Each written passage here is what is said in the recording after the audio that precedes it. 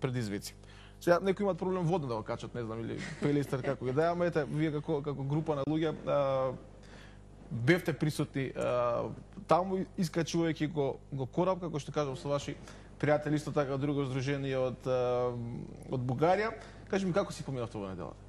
Така, значи кораб беше едно фантастично доживување, морам да кажам. Значи, уште се осеќам така ентузијастички и имам така некое чувство дека не знам, како да искачевме, не знам што. Тоа е една прекрасна планина и навистина мислам дека е убаво секој човек да може да се искаче за таа планина и да види каква е таа убавина што ја нуди нашата Македонија. Секоја планина си го нуди своето, но ова беше за мене еве прв пат да се искачам на кораб. За среќа тука беше помоста од планинарското друштво, планинарскиот клуб Кораб, кој тие по 22 пат кој искачија кораб, значи тие славеа 22 години. И им благодарам што ни помогнаа во организацијата за еве како група на живот со предизвици, значи ние се нарековме до врвот за подобар живот. И како група од 50 на луѓе го искачивме врвот. Тука се приклучија луѓе од групата Трчаме заедно, се приклучија од Националната алијанса за ретки болести од Бугарија, кои сакаа да ја дадат својата поддршка, со тоа што дојдоа тројца луѓе, од кои двајца беа и пациенти со пулмонарна хипертензија и тие успеа да го искачат врвот, што беше заморно, но беше многу интересно. Имаше многу смешни случаи по патот и го развијавме нашето знаме на врвот на кораб. Браво, секоја чест уште еднаш. Кажи ми, од каде идејата за нешто вако? Кажавме, имавте помош од кораб, ете тие веа со вас, ве водеа, ви кажува што, како, кај да се внимава и така натаму. Нивни 22 пат, ваш прв. Да. Од каде те сега токму за 8 септември да направите нешто такво, па да им ги отворите, да кажам, на некој начин на преостанатите луѓе очите дека ете луѓето со посебни болести одат да кажеме да еден ваков подвиг. Така, па пред месец дена се јави еден од волонтерите, од членовите во нашето здружение, с кој заедно со нас го трчаше Скопскиот маратон.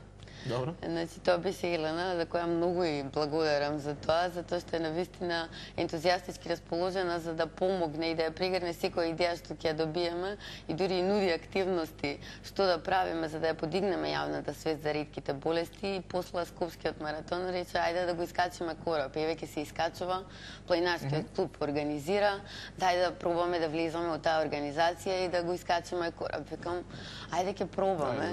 Не бев сигурна дали ќе ни се приклучат многу луѓе, затоа што сепак е предизвик да се искачи еден таков врв. Значи, времето на искачување е 4 до 5 часа нагора, исто така надолу уште понапорно е.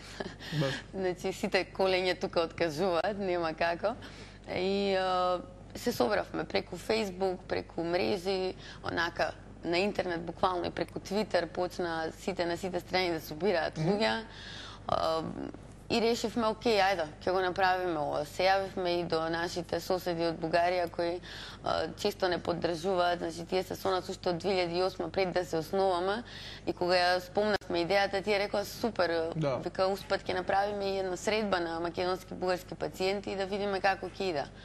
И сега ова за мене беше уште поголем предизвик, затоа што јас сум пациент со Гоше болест, но за среќа имам третман веќе 4 години од страна на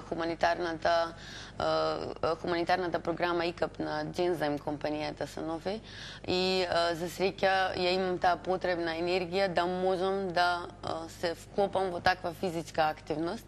Не бев сигурна дали ќе можам или не, али со цела мотивација што имав околу мене, значи ги гледаме луѓето облечени во вакви маички, одат напред, назад, застануваат, те гледаат до каде си, па ајде можеме да го искачиме, уште малку има, уште една ридче, уште едно ридче. Едно каде, тука е. Да, тука е, да. Дури на врвот и шампањско отворија, што страшно ме изненадија, онака дека навистина беше достигнување и беше убаво да се види дека луѓе што не се болни се грижат за луѓето што се болни. Значи, тоа е една посебна група на луѓе со ретки болести на кои еве им е потребно малку повеќе во животот. Кажете дека имаш помош Од кого? Сега пред малку Да, така, спомена. Значи, јас го примам лекот преку донација, значи хуманитарната програма ИКАП на Genzyme компанијата.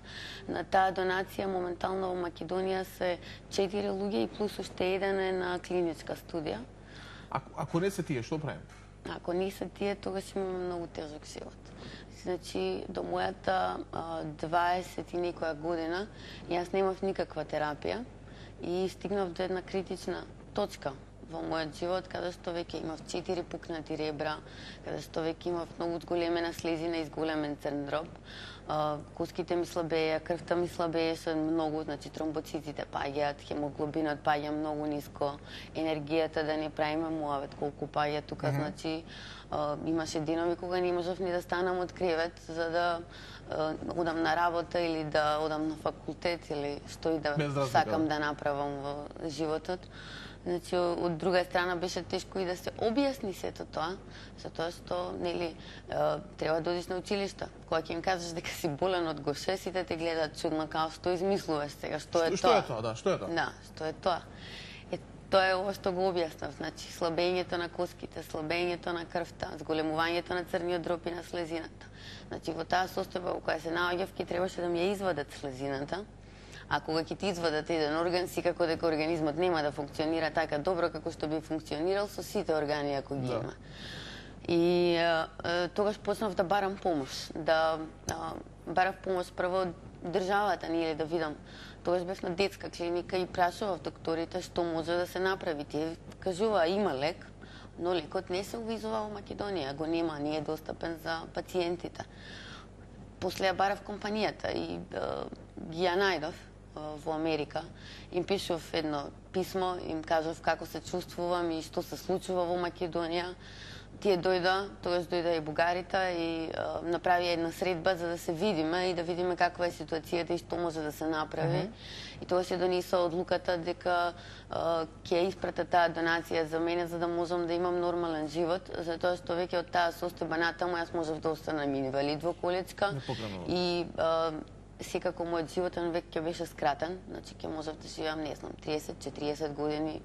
Не се знае тоа, со таква болест ретка не се знае колку можеш да живееш. Но лекот е толку добар, значи мене ми фали ензим и заради тој ензим се стануваат сите тие проблеми, но преку инфузија јас го примам тој ензим што е како лек, нема никакви контраиндикации и цела состојба се подобрува. Значи за во рок од 3 години јас слезината се намали, црниот дроб се намали, крвта ми се покачи, хемоглобинот и тромбоцитите. И дури коските ми зајакна, што беше, мислам, докторката ги гледаше резултатите и рече, ова е чудо. Значи, ја не верував дека може толку многу да се подобри од еден лек.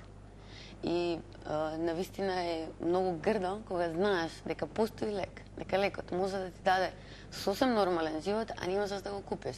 Затоа што сепак се работи за лекови кои коштаат околу 150.000 евра годишно за оваа болест. И сега во Македонија со гоше се болни 13 пациенти. Ако 5 се лечат веќе хуманитарно и со клинички студии, тоа што правиме со другите 8. Значи сега имавме една ситуација каде што едно девојче од 12 години стигна во една страшно критична состојба, каде што веќе не можеше да стане од кревет од болки во коските. Тука се случуваат инфаркти во коските, буквално такви болки се што не се издржливи. Значи лежеше на клиника 2 недели и тогаш Министерство за здравство реши да почне со третман за тоа девојче кое се најде во таква критична состојба. Го започна третманот, но вчера слушнав дека третманот повторно бил прекинат. Тоа воопшто не е добро, затоа што ако му дадеш на некој таман се подобрила малку состојбата, сега состојбата уште повеќе ќе се влоши. Ќе може бетер да биде? Бетер може да биде. Значи тоа е многу лошо и јас се надевам дека Министерството ќе продолжи да го внесува лекот за тоа девојче, затоа што буквално станува збор за животозагрижувачка ситуација. Значи во прашање е човечки живот. И мислам дека не треба да чекаме сите пациенти да стигнат до таа критична состојба за да ги лечиме. Тоа што ако се почне, што порано се почне со лекување, толку помали дози на лекови ќе бидат потребни понатамосно во животот, ќе се стабилизира ситуацијата на пациентот и ќе биде сосем нормален човек. Значи, јас моментално можам да го искачам кораб, можам да истрчам маратон, можам да одам на работа, можам да основам сега и семејство, значи можам да имам дете, да го примам лекот и да немам компликации. Во друг случај, тоа би било огромна компликација. Значи, не се знае чиј живот ќе биде во прашање загрозен тука, дали на детето или на мајката. Така, тоа ќе далеку поспорно. Кажи ми, постои ли некој регистар каде што ги има запишано оние, не знам, граѓани на Република Македонија со ретки болести, ако го нема, дали имате вие некаква статистика, ако се земе како репер или здруженијето некои што се негови членови кои што се јавиле, кои што фигурираат тука? Така. Значи, за почеток во 2009 го основавме здруженијето, тогаш кога ја донесува Министерството за здравство ја донесе програмата за ретки болести. И во таа програма Министерство наведе одредени болести кои ги смета за ретки и дека за тие болести, за тие пациенти ќе треба да се обезбедува терапија преку таа програма. Сите нови пациенти ќе треба да бидат запишани во регистар и да се обезбедува терапија за нив и дека нормално, ако се открие нова болест која е ретка, треба и таа да се запише. Но после тоа, секоја година, наместо да се пишуваат болестите, нели, тие и тие, почна да се пишува само генерално ретки болести. Што настана и друг проблем тука, кои се тие ретки болести. Тоа треба да го решава Комисијата за ретки болести, затоа што во секоја држава реално различни се ретките болести. Иако има некои болести што се стварно ретки на светско ниво и нема како да не бидат ретки во една држава. Поднебјето кај што живеат. Така, да. Во секој случај по светска статистика има 350 милиони заболени од ретки болести, а има околу 6-7 илјади различни ретки болести за кои за 2000 од нив има лек кој обезбедува нормален живот, значи таков третман правиме муавет.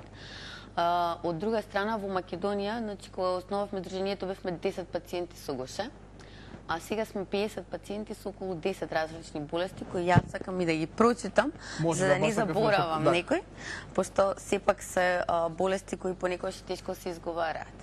Значи со ГОШЕ ги имаме 13, потоа тука е пулмонарна хипертензија кој кај нас има еден пациент во здруженијето, но се претпоставува дека во државата има околу 6-7 такви. Добро. Имаме хередитарен ангиоедем за кој е потребен C1 инхибитор и кои се 16 пациенти во Македонија, од кои 6 се деца. Имаме фенилкетонурија, каде што има исто 7 пациенти. Фенилкетонурија исто е специфичен случај, затоа што пред да се донесе програмата за ретки болести, тие се лекуваа, односно се рефундираа средства за нивниот третман од страна на Фондот за здравство, но кога се донесе програмата, Фондот за здравство им рече: извинете, вие не сте кај нас веќе, вие сте сега во Министерство. А од Министерство до ден денес нема добиено никаков одговор за тоа како да си ги рефундираат средствата и како да добијат терапија. Значи, буквално им се прекина нив терапијата и со тоа им се прекина еден дел од животот. Значи, ако кошта 500 евра месечно, ако им кошта нивната терапија, не може секој семејство 500 евра месечно да издвојува. Мислам, тоа во Македонија е тешко. Значи, треба да си навистина богат човек за тоа да можеш да го направиш. А од друга страна, замисли да знаеш дека ако нема терапија, твоето дете може да стане ментално ретардирано. А ако ја има, ќе биде нормално. Мислам, тука веќе навистина не е во ред. Понатаму имаме Лажил синдром едно дете, имаме Прадер-Вили синдром, имаме Ленокс-Гастаут синдром, тироцинемија, конгенитална мускулна дистрофија, конгенитална катаракта, неурофибрамитозис, адреnomиелоневропатија, карнитин, палмитолитрансфераза, агромегалија, епидермолис булоса. Значи, тука се овие се болести во кои вкупно има 50 пациенти кај нас во здруженијето моментално и за сите нив постои некаква си терапија која не е обезбедена. Значи, за некој од нив кошта толку 500 евра месечно или, например, за хередитарен ангиоедем им треба C1 инхибитор кој кошта 500-600 евра и им треба кога ќе добијат напад, затоа што добиваат отоци огромни, кои отоци можат да се слушат во грлото и да настане бушење, ако го нема тој C1. А не може да го добие тој C1 инхибитор од страна на државата, мора да го купи. Ако нема пари да го купи, што ќе прави тогаш? Значи, тоа се состојби во кои мораш да го имаш третманот. Јас често ги споредувам овие ретки болести со хроничните болести. Например, имаш диабетис, примаш инсулин, така на редовна база. Не знам, масло. Ете така. Или имаш хемофилија, примаш фактор и твојот живот е во ред. Значи исто и со овие болести. Го примаш тоа што ти фали, целиот твој живот и наеднаш немаш проблем, туку имаш сосем нормален живот. Да живееш нормално, ги баваш сите функции онака како што треба. Моментално во здружението рековте сте околу 50-на. Толку, да. 50-на луѓе. Секој, нели, со својата приказна, со она што му се случило, да кажам, постои ли тоа што сакам да те прашам, плюс освен она што Министерство го има како список кои се тие ретки болести, постои ли, не знам, дали според светска здравствена организација, дали според не знам некој друг фактор кој што има таа листа на оние болести кои што се подеднакво признаени, да кажеме, во сите држави, дека за тие болести мора да се води грижа за луѓе. Да, и ние сакавме тоа да го знаеме, токму и затоа соработуваме со Европската ГОШИ алијанса и со Eurordis, каде што сме полноправни членови и каде што многу не почитуваат како здружение и како луѓе, затоа што знаат со какви проблеми се соочуваме и од нив ги добиваме буквално сите информации што ни се потребни. Значи на страницата на Орфанет буквално ги има сите ретки болести наведени од една до последна, значи алфабетски со нивното име како што латинското, нели, како што се викаат, и воедно ја има и листата на лекове. Значи има и протоколи за ретки болести кои се следат. Значи дефинирани се тие, но сепак во секоја држава пак мора да се редефинира тоа. Значи ако хемофилија е ретка болест некаде, во Македонија нема да биде затоа што се повеќе луѓе. Нели? А зборуваме за помала популација на население. Во Македонија нема регистар кај што ќе се запишат сите тие луѓе и каде што ќе се види ситуацијата, реалната ситуација, каде сме, што правиме, кои се луѓе, во што им треба. Значи, ние тоа се обидовме да го поттикнеме да се направи. Да, зашто не постои? Па треба некој да седне и да го напише, веројатно. Али во соработка со детска клиника, кои се многу добри со нас, значи тука се најмногу соработувам со одделението хематологија на детска хематоонкологија. Тука се медицинските сестри кои се страшно добри, и тука се и докторите како доктор Чуневска, доктор Софијанка, значи доктор Муратовска која замина во пензија, па и директорката Спазија Софијанова е тука која многу не поддржува и таа го поттикна тоа решение за да почнеме со регистарот и веќе е почнат тој регистар да се пишува. Се разбира ќе треба време за да се напише тој регистар. Значи поголемиот дел пациентите се на детска клиника. Значи јас иако имам 28 години, уште сум на детска клиника. Затоа што нема каде да одам, пошто нема да ја знаат мојата состојба. Нема да ја знаат. Би дое чудно и кога кажа после 20 година дека си уште сум на детска, да. Сега ми е тоа второ дома. Пошто на 2 недели примам инфузија, секогаш сум таму, ги знам сите, ме знаат сите. Значи буквално имаме уште едно семејство на детска клиника. Што е она што го правиш и што ќе го правиш, претпоставувам? Значи, сега се обидуваме регистарот да го средиме. Јас она што можев да помогнам за тој регистар е да ги дадам сите информации со дозвола на моите членови, нели? Ги побарав од нив информациите, кога биле болни, кога се диагнозирале, како им оди терапијата и тие информации со име и презиме да ги дадам на детската клиника за тие да почнат да го прават списокот. Истиот список е, мислам, регистарот, истиот список е даден и до Фондот за здравство и до Министерството за здравство, а сега го дадов списокот и до Министерството за финансии, затоа што искрено не знам ни каде да се обратам веќе со овој проблем. Значи, нашите писма стигнуваа на секаде. Ние пишавме и до премиерот и до председателот на државата кои ни вратија со одговор дека треба да се обратиме до Министерството за здравство. Министерството за здравство реагира дека тие бараат пари, но дека буџетот го одредува Министерство за финансии, па токму затоа решивме и до Министерство за финансии да се обратиме. И јас навистина се надевам дека тие ќе најдат долгорочно решение, затоа што и ние самите нудиме решенија по соработка со нашите соседи. Значи, кога може една Црна Гора, една Бугарија, една зборуваме и Хрватска е тука, и Србија е тука, и Албанија, и Косово, и сите наши соседи ги лечат своите пациенти. Значи, останавме ние како црна точка на Балканот, која не се грижи за своите пациенти. На ниво на Европа ретките болести станаа јавен приоритет. Значи, Европска комисија донесе препораки што треба да се превземе за овие болести да бидат ставени под контрола и да овие пациенти имаат нормален живот. Значи, сега веќе не се оди на муабетот третман во Европа, туку муабетот е да го зголемиме квалитетот на живот. Значи, зошто некој да оди на клиника да прима терапија, може и дома да ја прима терапијата. Зошто некој да има ваков лек, може да измислиме друг лек, за да биде уште поквалитетен тој живот на луѓето. Затоа што е можно тие луѓе да бидат, значи, сосем нормални граѓани кои придонесуваат кон ова општество, наместо да бидат инвалиди, да земаат инвалидска пензија и социјална помош и да седат дома. Значи, да, убаво кажано, апсолутно. Ќе те прашам уште за крај, накус околу оние планови кои што ги имате како сдружение до крајот на година. Значи, нашите планови е да изголемиме комуникацијата со Министерството за здравство и со Министерството за финансии и со кои да треба во владата на Република Македонија, и нормално да ја продолжиме со детска клиника комуникацијата, за да го оформиме регистарот и да најдеме долгорочно решение што се однесува до финансирање на оваа програма. Слушнавме ветувања дека дел од акцизите нели се зголеми акцизите на алкохол и на цигари, па сметаме дека дел од тие пари ќе одат во програмата за ретки болести, за да можат да се почнат со лекување одредени пациенти. Има и други решенија, како што ги прават во Црна Гора, се земаат, не знам, земаат пари од мобилните оператори, земаат од лотаријата. Значи, се снаоѓаат само затоа што тука има пари и за диагноза, и за третман, и за квалитетен живот, зашто да нема кога може да има. Од друга страна, веројатно ќе продолжиме со наши активности. Сега ќе направиме и видео, веројатно, за ретки болести. Видеоспот кој се надевам дека и вие како телевизија ќе го прифатите да го емитувате, затоа што сакаме да ја подигнеме јавната свест и да излезат и пациентите кои се кријат. Затоа што многу пациенти не излегуваат да кажат дека се болни. Никој не знае дека се болни или пак седат дома и никогаш не излегуваат од дома, за да не ги видат дека се болни.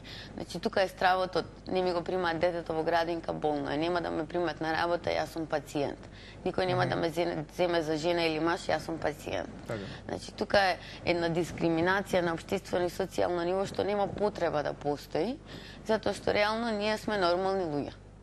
Значи, се гледа, да. Да. Богу, да. Мислам. Затоа сакам да го доближиме се до тоа, малку да имаме можност да поразговараме, дел од тие приказни да раскажеме, па ете, не знам, да закажеме средба во февруари кога ќе биде Да, тоа е светскиот ден на ретки болести, да. Ајде да направиме на според. Да, имаме и конференции, значи ќе бидеме на гости на конференцијата во Србија каде што донесуваат национален план за ретки болести. Јас таму ќе водам работилница за пациенти, за застапување и лобирање за пациентски права.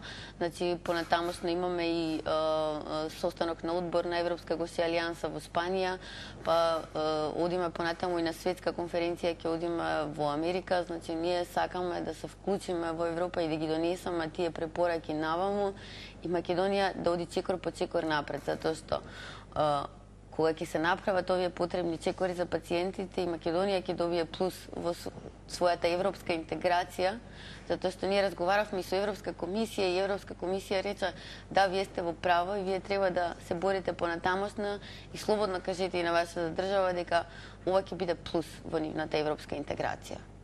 Благодарам многу за гостувањето.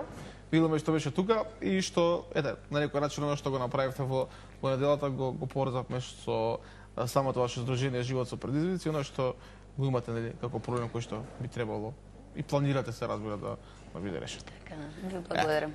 Благодарам. Тоа беше Весна Алексовска, претседател на Здруженијето Живот со предизвици, или тоа се група на луѓе кои што имаат ретки болести, кои што барат, се разбира, далеку поголема поддршка од државата. Време е за најновите утрински вести и информациите од Македонија и светот, а веднаш потоа ќе подискутираме и ќе поразговараме за нашата тема, која што ја најавме во текот на